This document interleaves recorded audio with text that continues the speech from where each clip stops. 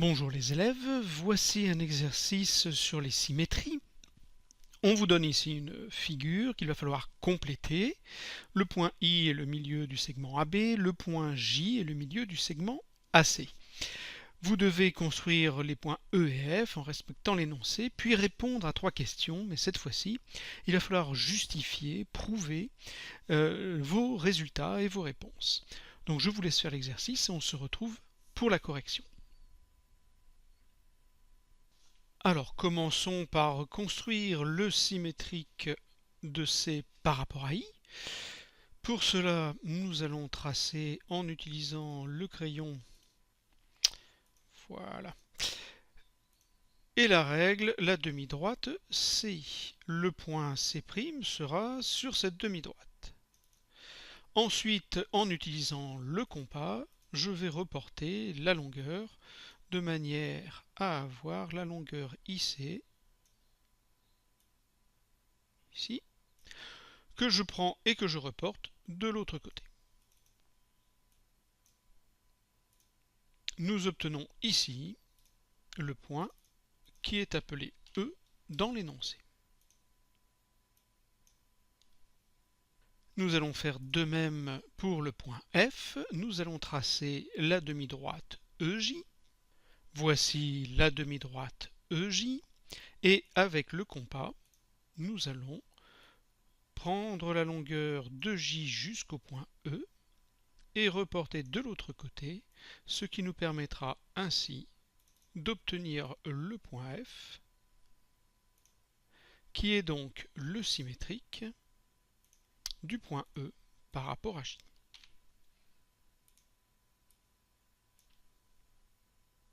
Première question, montrer que EA et BC sont égaux. Les longueurs sont égales. Pour cela, je vous ai reproduit la figure ici complète. Nous allons essayer donc de démontrer que la longueur EA est égale à la longueur BC. Pour cela, je vais me placer dans la symétrie par rapport au point I. Dans la symétrie par rapport à I, comme I est le milieu de AB, A et B sont symétriques par rapport à I. Donc, dans cette symétrie, A est le symétrique de B. De la même manière, par construction, nous avons montré que E est le symétrique de C. C'est comme ça que nous avons construit le point E. Ce qui signifie que le segment AE est le symétrique du segment BC par rapport au point I. Nous avons une propriété de la leçon qui nous dit que la symétrie centrale par rapport à un point conserve les longueurs. Ce qui signifie que le segment EA, qui est le symétrique du segment BC, aura donc la même longueur que la longueur du segment BC. Nous avons donc la longueur AE est égale à BC. On vous demande ensuite de montrer que la droite EA est parallèle à la droite BC. Pour cela, nous avons une autre propriété de la leçon. Donc là d'abord j'ai codé, qui nous dit que deux droites symétriques par rapport à un point sont parallèles. Je dis bien ici par rapport à un point parce que ce n'est pas le cas dans une symétrie par rapport à une droite. Donc faites bien attention. La symétrie centrale conserve les longueurs, la symétrie axiale aussi.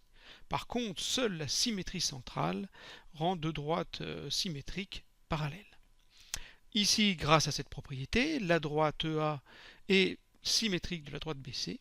Comme elles sont symétriques par rapport au point I, par cette propriété, les deux droites sont parallèles. Question 2. Montrez maintenant que CF est égal à BC, les deux distances sont égales, et que les trois points BC et F sont alignés. Alors revenons à notre figure. Il faut donc, dans la question numéro 2, montrer que nous avons la longueur CF qui est égale à la longueur BC. Pour cela, nous allons cette fois-ci utiliser la symétrie par rapport au point J. Dans cette symétrie, nous savons que le point F est le symétrique du point E, puisque c'est la construction donnée dans l'énoncé. Donc E et F sont symétriques par rapport à J. Nous savons que J est le milieu de AC, donc A et C sont symétriques, eux aussi, par rapport au point J. Conclusion, le segment EA est le symétrique du segment FC. Les deux segments EA et CF sont symétriques par rapport au point J. En utilisant la propriété de tout à l'heure, qui dit que la symétrie conserve les longueurs, nous pouvons déduire que les longueurs EA et CF sont égales. Mais nous savons également, on l'a montré tout à l'heure, que EA est égal à BC. Or ici nous retrouvons la même longueur. Si EA est à la fois égal à CF et à BC, ça veut dire que CF et BC sont égaux. Montrons maintenant que les points B, C et F sont alignés. Pour cela, je vais montrer que les droites BC et CF sont parallèles avec un point commun, le point C. Et donc, si deux droites sont parallèles avec un point commun, elles sont confondues, ce qui va prouver que B, C et F sont alignés. Alors, pour commencer, je vais montrer que les droites BC et CF sont parallèles. En utilisant la propriété numéro 2, nous avions vu que par une symétrie centrale, deux droites symétriques sont parallèles. On a montré que la droite EA et la droite CF sont symétriques par rapport au point J, donc elles sont toutes les deux parallèles. Mais on avait déjà montré tout à l'heure que la droite EA était parallèle à la droite BC. Si les droites CF et BC sont toutes les deux parallèles à la même droite EA, elles sont donc parallèles entre elles. Nous avons donc la droite CF est parallèle à la droite BC. Comme je vous le disais en présentation, j'ai deux droites parallèles, mais avec un point commun, ici le point C. Ça signifie que les deux droites sont les mêmes, on dit elles sont confondues. Donc les points sont alignés sur une unique droite qui contient les points B, C et F. Ce qui signifie que les points B, C et F sont alignés. Dernière question, montrer que F est le symétrique de B par rapport à C. Je reviens à ma figure. Nous avons montré que les points B, C et F étaient alignés dans un premier temps. Nous avons montré que la longueur BC était égale à la longueur CF dans une deuxième question, dans un deuxième temps plutôt.